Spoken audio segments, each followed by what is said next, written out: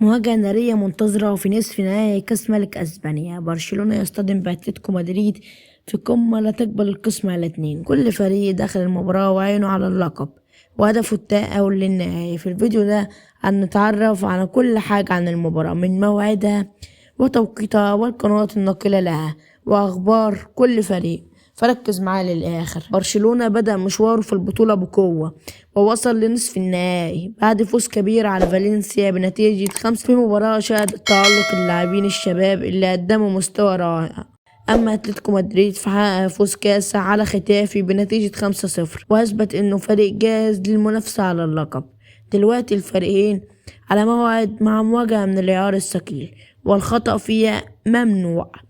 برشلونة هو الأكثر تتويجا بلقب كأس ملك أسبانيا ب31 بطولة، وآخر مرة فاز بها كانت في سنة 2021.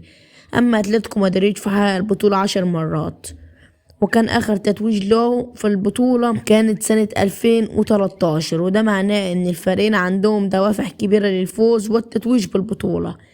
آخر مواجهة بين برشلونة وأتلتيكو مدريد كانت في الدوري الأسباني وانتهت بفوز برشلونة بهدف نظيف، لكن المواجهات في الكاس لها طابع خاص وكل فريق عارف انه لازم يكون في قمة تركيزه عشان يضمن التأهل. ندخل بقى على الموعد والتوقيت. المباراة هتتلعب يوم الثلاثاء 25 فبراير 2025. اما بقى التوقيت الساعة 10:30 مساء بتوقيت مصر، والساعة 11:30 مساء بتوقيت السعودية، والساعة 8:30 مساء بتوقيت المغرب، والساعة 12:30 منتصف الليل بتوقيت الإمارات. المباراة هتكون منقولة حصريا على قنوات SSC سبورت مع تغطية شاملة وكواليس وتحليل للمباراة، وهيكون معانا معلقين كبار هيضيفوا حماس أكبر للقاء.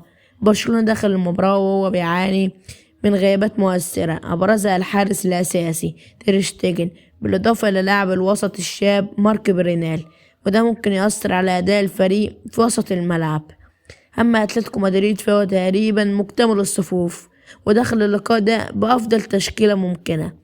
برشلونة هيحاول يسيطر على الاستحواذ ويلعب بأسلوبه الهجومي المعتاد، بينما أتلتيكو مدريد معروف بدفاعه القوي واعتماده على المرتدات السريعة.